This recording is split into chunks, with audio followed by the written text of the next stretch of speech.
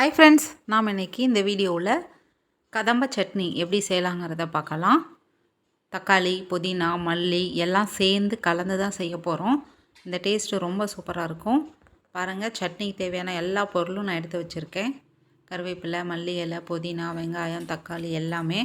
ஒரு கடாய் வச்சுக்கோங்க. கடாய் ஹீட் ஆனதும் ஆயில் விட்டுக்கோங்க. ஒரு 3 டீஸ்பூன் அளவுக்கு. ஆயில் ஹீட் ஆனதும் ஒரு 2 டீஸ்பூன் அளவுக்கு கடலைப்பருப்பு ஆட் பண்ணிக்கலாம்.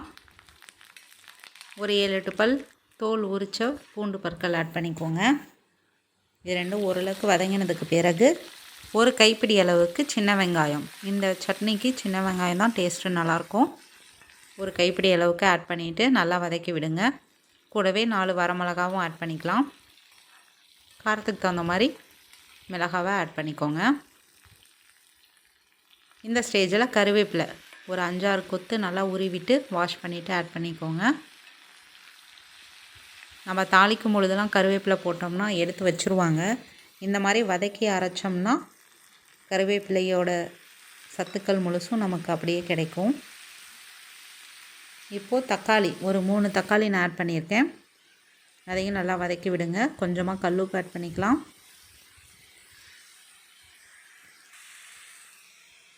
பாருங்கள், மல்லி இலையும் புதினாவும் நான் க்ளீன் பண்ணி வச்சுருக்கேன். சட்னியோட குவான்டிட்டி நமக்கு எவ்வளோ வேணுமோ அதுக்கு தகுந்த மாதிரி நம்ம மல்லியும் புதினாவும் ஆட் பண்ணிக்கலாம். தக்காளி வதங்கினது பிறகு நாம் க்ளீன் பண்ணி வச்சுருக்கிற மல்லியும் புதினாவும் சேர்த்துக்கலாம். ரொம்ப நேரம் வதக்கணும்னு அவசியம் இல்லை. 1 நிமிஷம் வதங்கினா போதும்.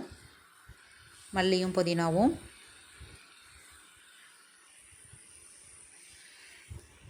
நல்லா ஒரு பெரட்டிட்டு ஆஃப் பண்ணிட்டோம்னா சரியாக இருக்கும்.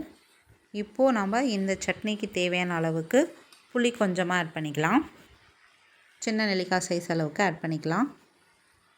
கட் பண்ணி வச்சுருக்கிற தேங்காய் கொஞ்சமாக தேங்காய் ஆட் பண்ணிக்கோங்க. தேங்காய் வேணான்னு நினைக்கிறவங்க ஸ்கிப் பண்ணிடுங்க. அப்படியே அரைச்சாலும் இந்த சட்னி சூப்பராக இருக்கும். அவ்வளோதான், மிக்ஸ் பண்ணி விட்டுட்டு இப்போது ஆஃப் பண்ணிடலாம். இதை நல்லா ஆற வச்சுட்டு நம்ம இதை ஒரு மிக்ஸி ஜாருக்கு மாற்றி அரைச்சிட்டு நம்ம எடுத்துகிட்டு வந்துடலாம். இப்போது சட்னி நான் அரைச்சிட்டு வந்துட்டேன். அதுக்கு ஒரு தாளிப்பு கொடுத்துடலாம். ஒரு தாளிப்பு கரண்டியை ஸ்டவ் ஆன் பண்ணி வச்சுக்கோங்க. ஆயில் 1 டீஸ்பூன் விட்டுக்கோங்க. கடுகு ஆட் பண்ணிக்கலாம். கடுகு நல்லா பொரிஞ்ச உடனே வரமிளகா 1, கருவேப்பிலை 1 கொத்தும் ஆட் பண்ணிக்கலாம். கடுகு நல்லா பொரிஞ்சிருச்சு. இப்போ பாருங்கள், வரமிளகா 1 கிள்ளி ஆட் பண்ணிக்கோங்க. ஃப்ளேவருக்காக தான். பெருங்காயத்தூள் கொஞ்சமாக ஆட் பண்ணி அதை நம்ம சட்னியில் கொட்டிடலாம். அவ்வளோதான், நம்மளுடைய சுவையான கதம்ப சட்னி ரெடி ஆயிடுச்சு. இதோட டேஸ்ட்டு ரொம்ப சூப்பராக இருக்கும். நீங்களும் நான் சொன்ன அளவுகளோடு ட்ரை பண்ணி பாருங்கள். எப்படி வந்ததுன்னு கமெண்ட் செக்ஷனில் சொல்லுங்கள். Thank you friends.